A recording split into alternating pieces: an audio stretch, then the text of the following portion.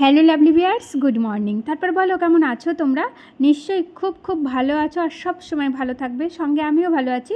তোমাদের সবাইকে সঙ্গে নিয়ে এক কাপ চা নিয়ে আজকে সকাল থেকে শুরু করলাম ব্লগটি।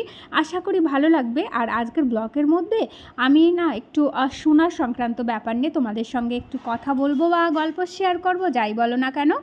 তো চায়ের পরে কিন্তু রান্নাবান্না সমস্ত কিছু আমার হয়ে গেছিলো, তো খাবার দাবার একটু তোমাদের সঙ্গে শেয়ার করলাম।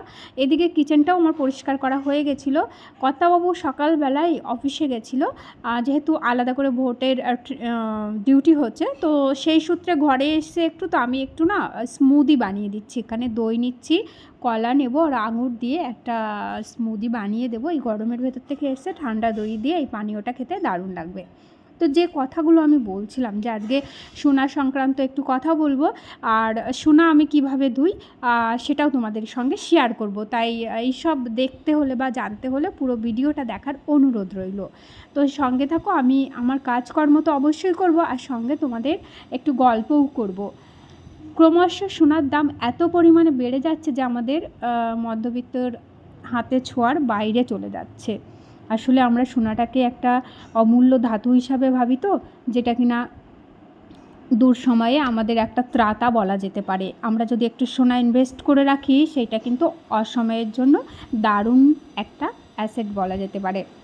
তো বাজারে তো আমরা সোনা কিনি, 24 ক্যারেট বলে আমরা সোনা কিনি, 22 ক্যারেট বলে আমরা সোনা কিনি। এছাড়াও রয়েছে কিন্তু 18 ক্যারেট আর 14 ক্যারেট। তো আমার আজকে মূল বিষয় যেটা বলবো সেটা হলো এই যে ক্যারেটের পিছনে যে পার্থক্যগুলো লুকিয়ে আছে আদৌ কি আমরা জানি? তাই আমি অল্প বিস্তর যেটুকু জানি সেইটুকুই কিন্তু তোমাদের সঙ্গে শেয়ার করব। আমরা সবথেকে ভালো সোনা বলতে কিন্তু 24 ক্যারেট সোনাকেই বুঝি। আমি এরকমও অনেকের মুখে শুনেছি যে তোর গয়নাটা মানে কত ক্যারেটের সোনা রে, বা কেমন সোনা। আমি তার উত্তরে পেয়েছি যে এটা হলো আমার 24 ক্যারেটের সোনা। এটা 24 ক্যারেটের মূল্যটা আমার কাছ থেকে নিয়েছে। তো এরকম ঘটনা যদি তোমাদের সঙ্গেও হয়ে থাকে, এখানেই রয়েছে সতর্কতা। তো কী সতর্কতা অবলম্বন করতে হবে, তার সতর্কতা নেওয়ার আগে তো আমাকে সেই স্টেপগুলো জানতে হবে, তাই না? তো সেই স্টেপ নিয়েই আমি তোমাদের সঙ্গে গল্প করব। সেটা হলো 24 ক্যারেটের সোনা দিয়ে কিন্তু কখনোই গয়না তৈরি করা হয় না। আমরা যে গহনা তৈরি করি সেটা কিন্তু কখনোই 24 ক্যারেটের সোনা হয় না, এটা মাথায় রাখতে হবে। 24 ক্যারেটের সোনার যেটা হয় সেটা দিয়ে কিন্তু সোনার কয়েন, সোনার বিস্কিট এইগুলো তৈরি হয়, যেটা কিনা আমদানি এবং রপ্তানিতে কাজে লাগানো হয়।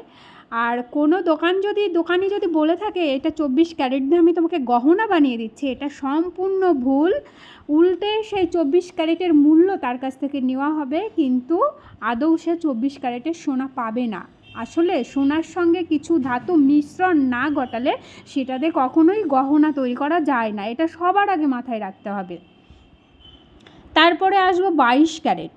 এরপরে ক্রমশ কমতে থাকবে সোনার গুরুত্ব এবং মানগত দিক দিয়ে। 24-এর পরে 22-এর গুণগত মান রয়েছে, তারপরে রয়েছে 18, তারপরে রয়েছে 14। তাহলে আশা করি বুঝতেই পারছো সবাই। এবার আমাকে বুঝতে হবে যে কোনটা 22, কোনটা 18, কোনটা 14। এখানে যে পার্সেন্টেজগুলো মিক্স রয়েছে সেইগুলোও কিন্তু সেগুলো তো আমরা বুঝতে পারবো না হাতে ধরে কার সঙ্গে কী মিক্স রয়েছে। তাই আমাকে আর একটা সাবধানতা অবলম্বন করতে হবে যে সোনাগুলোর রং চিনতে হবে। 22 ক্যারেটের যে সোনাটা হবে সেটা কিন্তু উজ্জ্বল তো অবশ্যই থাকবে, হলুদ ভাব থাকবে, উজ্জ্বল থাকবে। তার থেকে একটু কম উজ্জ্বল থাকবে 18 ক্যারেটের যে সোনাটা রয়েছে সেটা। আর 14 ক্যারেটের সোনা একদমই নিম্নদরের সোনা, যেটার রং কিন্তু একদম লালচে এবং গোলাপি। এখান থেকেই আমাকে চিনে নিতে হবে কোনটা 14, কোনটা 18, কোনটা 22 ক্যারেট। তারপরেই আমি কিন্তু তাকে সঠিক মূল্যটা আমি দিতে পারবো। আমাকে যদি কেউ 18 ক্যারেটের সোনা দিয়ে বলে যে এটা 22 ক্যারেট, তখন কিন্তু আমি যদি এই কথাগুলো গুলো জেনে থাকি, এই বিষয়গুলো জেনে থাকি, তাহলে কিন্তু আমাকে ঠকাতে পারবে না, তাই না? এই জন্য তোমাদের সঙ্গে শেয়ার করছি। কেন কি বর্তমানে যেভাবে সোনার দাম বেড়ে চলেছে, তাতে যদি আমি 22 ক্যারেটের সোনা কিনে 24 ক্যারেটের মূল্য দিই, সেটা তো পুরোপুরি আমি ঠকে যাব, তাই না? আর 18 ক্যারেটের সোনা কিনে 22 ক্যারেটের মূল্য দিই, তাহলে তো সেখানেও একটা পুরোটাই ঠকে যাওয়া। তাই বিষয়গুলো যদি মাথায় থাকে আর জেনে রাখি, তাহলে আশা করি দোকানদার আমাদেরকে ঠকাতে পারবে না। আজকের মূল বিষয়বস্তু এটাই ছিল, আমি তোমাদেরকে শেয়ার করলাম, আশা করি একটু হলেও কাজে লাগবে। এরই মধ্যে কিন্তু সমস্ত কাজ আমি করে নিয়েছিলাম। এখানে আমি ছেলেকে নিয়ে কারাটে ক্লাস করতে চলে এসেছি। আর এই যে দেখো, আমি এখানে বসে আছি, এরা চারিপাশ দিয়ে আমার কাছে এসে বসলো। এরা কেউই বিরক্ত করছে না, খুব শান্ত ধীরভাবে আমার সঙ্গেই বসে আছে। কিন্তু সমস্যা হলো, আমার গ্রুপটা অন্যখানে গিয়ে বসে আছে, তো আমি উঠে ওদেরকে রেখে চলে এলাম, আর ওরা ওদের মতো বসে আছে। দেখো, এই মরশুমে এই যে কৃষ্ণচূড়া ফুল দারুণভাবে ফুটেছে, তাই তোমাদের সঙ্গেও একটু শেয়ার করলাম। আর এই দেখো, ছোট বাচ্চা কাচ্চারা, ওদের একটু রেস্ট রয়েছে, তাই জন্য ওরা একটু দাঁড়িয়ে রয়েছে, তো ওদেরকে আবার তুললাম। আর আমি কখনোই ক্যারেটের ভিডিও শেয়ার করি না, কেন কি এখানে স্যারের বারণ আছে। তো যাই হোক, এরপরে আমি আদির কারাটে ক্লাস শেষ হলে ঘরে নিয়ে আসবো। ঘরে আনার পরে আমি সমস্ত কিছু করব। যেটা বলছিলাম যে আমি সোনাটা কিভাবে পরিষ্কার করি, সেটা তোমাদের সঙ্গে আজকে একটু শেয়ার করব।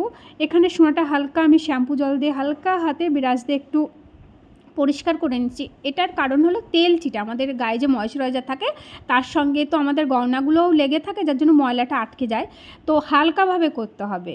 এই শ্যাম্পু জল বা ডিটারজেন্ট জল বা সাবান দিয়ে ধোয়াটা মেন ফ্যাক্টর নয়। এটাতে সোনার কালার কখনোই সঠিক কালার ফিরে আসে না, বা উজ্জ্বলও লাগে না। উজ্জ্বল রাখার জন্য যেটা সব থেকে কাজের, সেটা হলো আমি আমার ভিডিওর মধ্যেই তোমাদের সঙ্গে শেয়ার করছি। আমি যেভাবে ধুই, আর এইভাবেই সঠিক ধোয়ার মধ্যে একটা পদ্ধতি পড়ে, আমি সেটাই তোমাদের সঙ্গে শেয়ার করছিলাম। এই দেখো, আমি ছোট এক চিমটে হলুদ তুলে নিয়েছিলাম, হলুদটা গুলে নিলাম জলে। আর আমার এখানে একটু কানের দুল রয়েছে আর একটা আংটি রয়েছে, যেটা আমি রেগুলার ইউজ করি। তো এইগুলো একটু নোংরা হয়ে গেছিলো, যার জন্য আমি করছি। এই যে হলুদ জলের মধ্যে আমি 15 মিনিট রেখে দেবো। তো এরপর তোমরা নিজেরাই দেখতে পাবে সোনাটা কতটাই চকচকে হয়, মনে হয় যেন এই মাত্র তৈরি করে আনা হয়েছে। যাই হোক, আমার ভিডিওগুলো যদি তোমাদের ভালো লেগে থাকে, তাহলে প্লিজ লাইক, শেয়ার, কমেন্ট এবং সাবস্ক্রাইব করে আমার পাশে থেকো।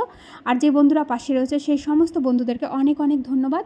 আমার হলুদ জলে 15 মিনিট রাখতে হবে বলেছিলাম, কিন্তু আমি মাত্র 5টা মিনিট রেখেছি। আর এই দেখো, রাখার পরে আমি এমনি জল দিয়ে, প্লেন জল দিয়ে ধুয়ে নিলাম। আর দেখতেই পাচ্ছ কতটা উজ্জ্বল আর চকচকে, মনে হচ্ছে যেন এইমাত্র আমার দোকান থেকে কিনা।